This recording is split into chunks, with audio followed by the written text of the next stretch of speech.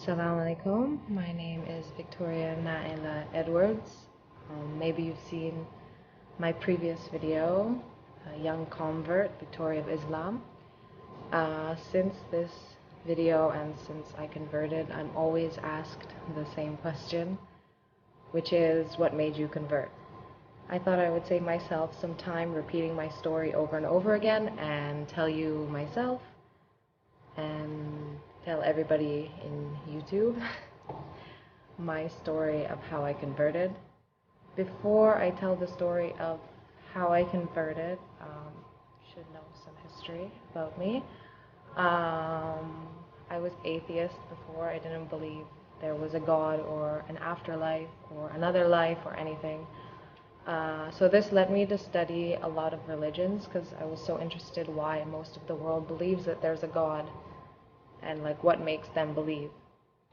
I wasn't so much like searching for the truth or whatever. I was just kind of curious, and because I didn't have any beliefs, it was easy for me to like listen and read about other people. So in this time I was really into Buddhism, not so much the reincarnation, another life kind of thing, but more the moral values of Buddhism, like peace and not hurting anyone, and the fact that nothing is in our control. I liked these ideas, which in time I've come to realize are very close to Islamic beliefs. So I have some theories on that, but that's not what this video is about.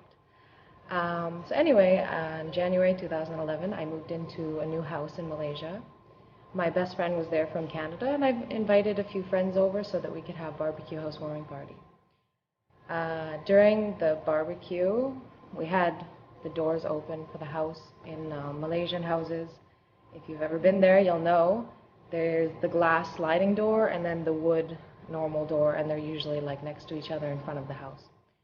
So I took my friends upstairs to give them like a tour of the house, and as I was coming out of the second bedroom, I heard like a loud bang, and my dog like yelped, like, oh!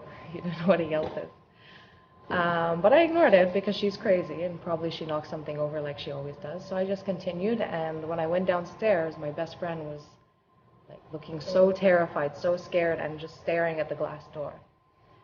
So I got her attention and I asked her what happened. She told me that my dog was walking towards the glass door, and the glass door like slammed shut by itself. And if any of us know anything about science, then you'll know that like even if the wind was so strong that it closed it, then the wood door should have closed too, but it didn't. So we all got really scared and we went outside, and we didn't come back in for a while. Shortly after, my friend, she left, and over the next few months, like small things can happen inside the house, but you can make excuses for it. Like I come home and something wasn't where I left it, or I hear something dropping in the room and there's no one there but me, like this. Then in May that year, I came home one night. It was like 2 a.m. I went to my room and I got ready for bed, everything. Then I realized I left my light on outside my door. So I went outside to turn it off. And when I went outside, I felt this feeling that I felt before when I would say I was around ghosts, and maybe that sounds crazy, but yeah, like something is not right, like a gripping feeling inside your chest. And I heard like really quietly like some white noise or strange noise or something. And that moment, I swear, like I could feel that it's looking at me from across the hall. My heart like dropped out of my chest. I got so scared, and I was home alone.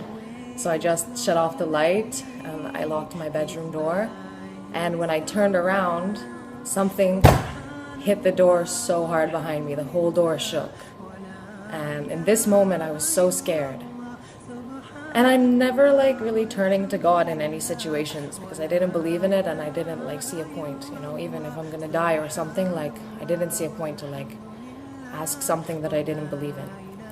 But in this moment, like when I was helpless and I was hopeless and I couldn't see what was there and I couldn't protect myself from what is there, my mind was like completely clear, and the only thing in my mind was Allah.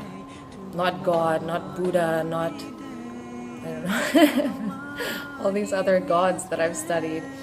It was just Allah. And some people might argue that that's because I was in a Muslim country and most of my friends are Muslim, but like so many years I've been there and never like did I think about Allah or something like this in a situation. So in that moment, like the only thing I could think of to do was to ask Allah to help me.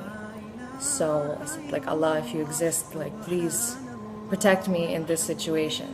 And I think most of you will agree, in this kind of situation, you're not gonna sleep, right? Like, you're so scared, right? So I just laid down in bed and I put something on my laptop to watch. And usually it takes me around 10-15 minutes to sleep, but in 5 minutes, I think, I was like out cold. So in the morning when I woke up, I'm a pretty logical person, so I had to like start thinking about what happened the night before. So I said, like, Allah, if that was you, like, thank you for protecting me.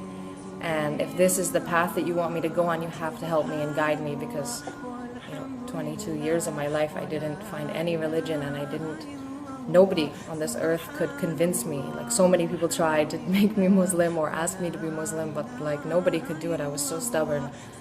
So like I really needed Allah's guidance in this. So over the next few weeks I started to feel really curious about it, and I started to ask people, like, what does Allah teach? And they would tell me things like Allah teaches patience. So in like traffic jam or some situation where I feel impatient, and you start to feel that fire burning inside you, I would remember Allah and I would make myself patient and calm, and then like the situation would change. And I kept doing this with like different aspects of Islam. So after that, like few months, it was August, which was Ramadan. So I decided to take Ramadan to really like learn what it's to be Muslim, and to like hopefully make a decision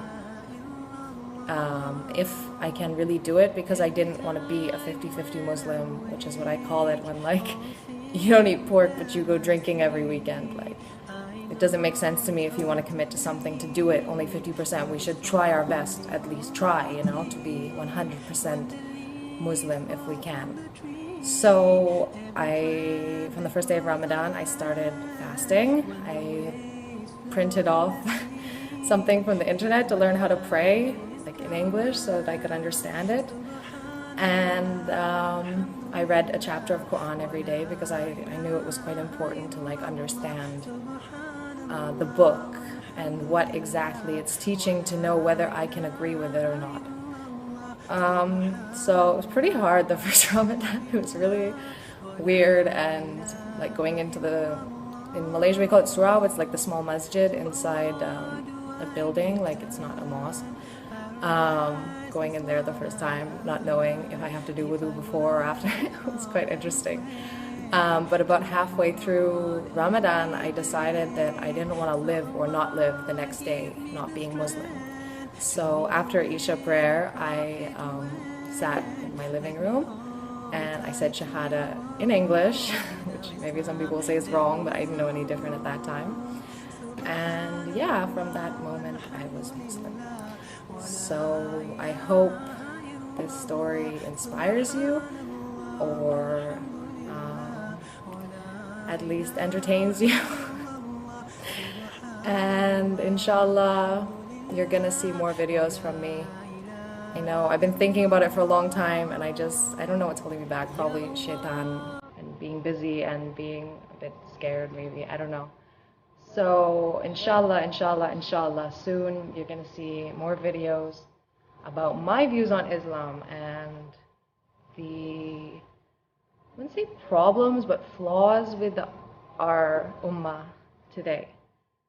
So always remember Allah and our Prophet Muhammad sallallahu alaihi wasallam, and what he would do in the situations you face every day in your life. Allah be with all of you. Assalamu alaikum.